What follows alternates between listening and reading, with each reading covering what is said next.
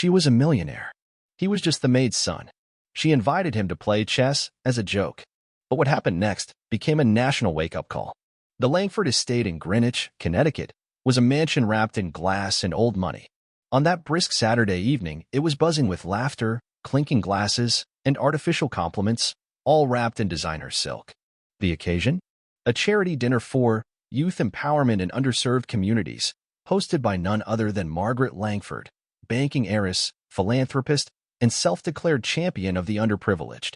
Except, of course, when those underprivileged were serving shrimp cocktails at her event. In the middle of that orchestrated elegance, Malik Johnson, 12, balanced a silver tray with practiced grace. He weaved between the sharply dressed guests with the precision of someone used to being unseen. His mother, Tasha Johnson, stood at the buffet, adjusting chafing dishes. For 18 years, she'd worked for the Langfords, raised her son in the servants' quarters, endured condescension with a bowed head and a quiet dignity that no uniform could erase. Margaret had known Malik since he was a baby, but had never once addressed him by name. And tonight, that was about to change. As Malik passed by with his tray, Margaret caught sight of him and raised a manicured hand. "Oh, come here, young man," she sang, her champagne voice drawing the room's attention. Malik paused, turned, and approached. "Yes, ma'am." She gestured theatrically toward the marble chessboard on the coffee table. "How about showing us how you play chess back in, what was it? South Norwalk?" A few polite chuckles escaped the crowd. Some guests had their amusement behind crystal flutes. Tasha stiffened at the buffet. Her hand stopped mid-motion as she stirred a pot. Her son, her heart, was being made into a party trick. "Margaret, really?" whispered Senator Anna Whitmore from across the room. "Is that necessary?" "Oh, relax, Anna," Margaret replied, sipping her wine.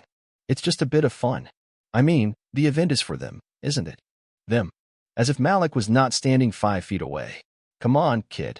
Let's see what the future of underserved America can do with a bishop," joked Mr. Carson, CEO of a hedge fund. Malik didn't flinch. Instead, he looked at each guest, studied them the way he'd studied every opening move in modern chess strategy. The quiet, analytical silence unnerved a few. "If you'd like, I'd be happy to play, ma'am," Malik said calmly. The room chuckled. Margaret gestured grandly to the board. "White's mine, dear. It's tradition." Malik nodded, took the black seat. The pieces were expensive, carved Italian marble. The board itself was a Langford heirloom. Margaret moved first. E4. "We learned that at Dartmouth," she added smugly. Malik barely blinked. His hand moved. C5. Sicilian defense. Someone coughed. A few heads turned. "What was that?" murmured Carson. "The Sicilian defense," answered Senator Whitmore. "Very aggressive. Unusual for a child." Tasha stared, her heart racing. She had seen that move before. In their tiny apartment, by candlelight, when Malik practiced alone for hours. She had scrubbed hotel floors while he memorized Kasparov's tactics from old library books. And now this. Margaret smiled, not knowing she had already lost. Malik's fingers hovered above the board like a concert pianist about to strike a note only he could hear. The room had grown quieter, polite curiosity now edged with unease. Margaret, oblivious, grinned as if she had already won. "Well then, don't keep me waiting. I hope you're not intimidated by the board," she said, twirling her diamond bracelet. Malik offered a brief smile. Not to her. To the pieces. She moved her knight, in F3. Predictable. Memorized. Malik answered instantly. In C6. He didn't need time to think. He'd already thought for years. As the game unfolded, the atmosphere shifted. Conversations at the bar slowed. Guests who had been checking their phones now glanced toward the board. Mr. Carson furrowed his brow. Senator Whitmore leaned forward. Even the string quartet faltered and lowered their bows. By the 6th move, Malik had initiated a variation of the accelerated dragon. Carson whispered, "He's building a fianchetto." Margaret laughed dismissively. "Is that good?" "It's deliberate," Whitmore said, eyes fixed. It was more than that. It was surgical. Malik wasn't playing to win. He was revealing. Each move exposed a truth. Margaret Langford had memorized social openings the way she had memorized chess once, just enough to appear brilliant, not enough to withstand challenge. She made a careless bishop move. Malik exploited it. A tiny smirk curled at the edge of Carson's lips. "That's a trap." Margaret stiffened.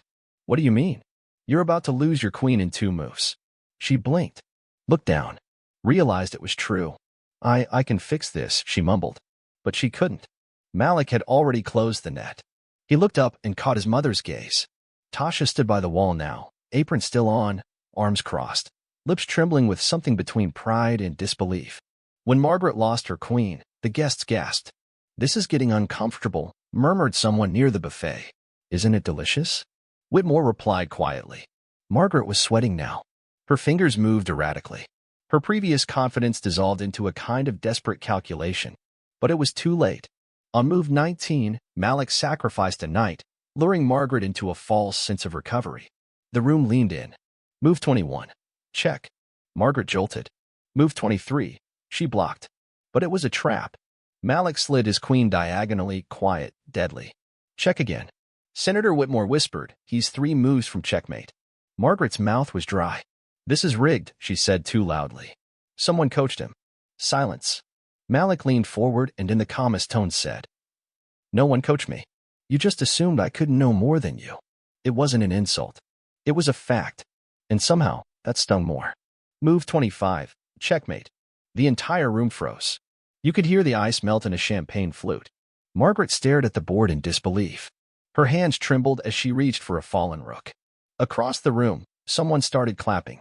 It was Senator Whitmore. Then another guest joined. And another. Not for Margaret. For the boy in the black apron. The applause was scattered, hesitant, but unmistakable.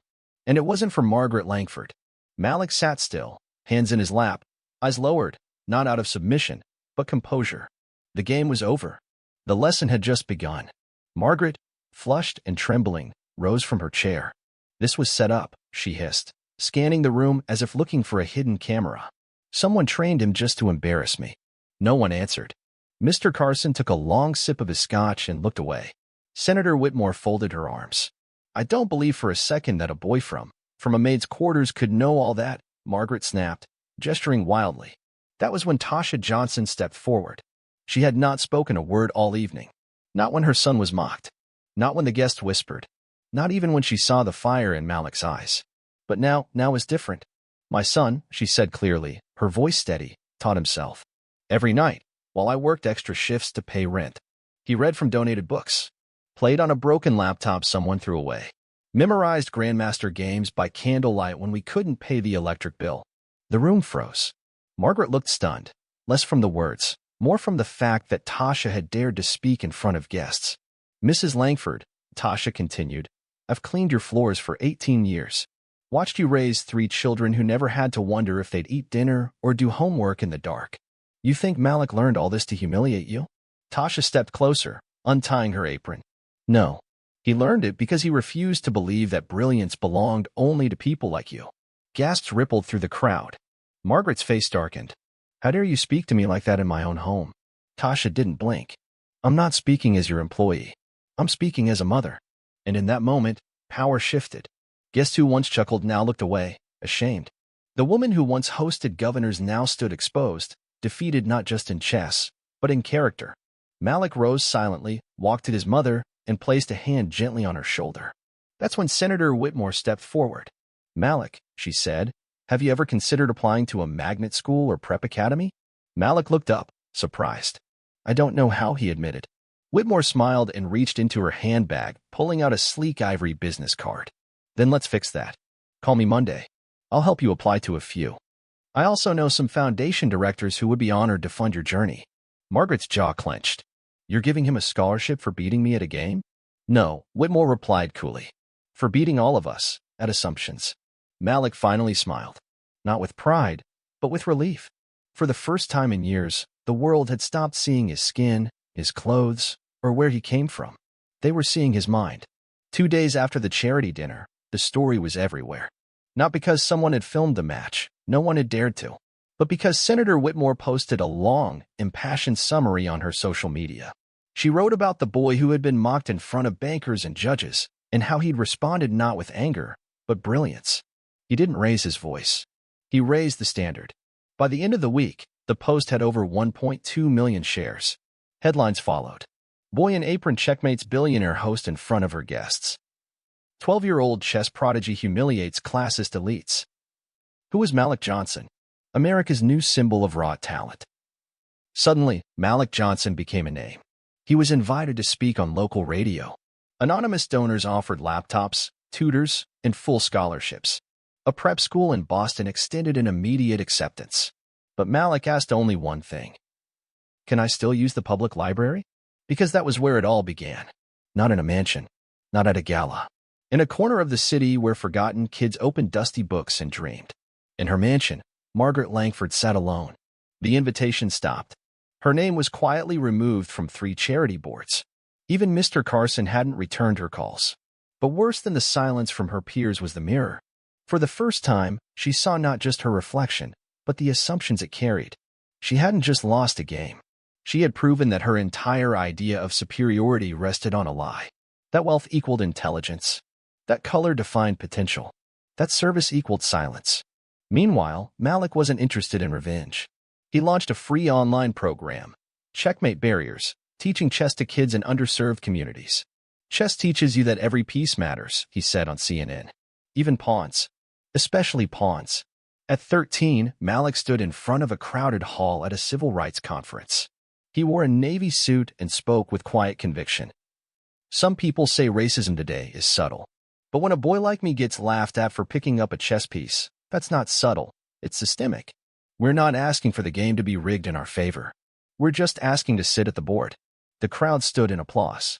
That night, Tasha stood at the doorway of Malik's new dorm. She kissed his forehead, holding back tears. You didn't just win a game, baby. You moved the world a little.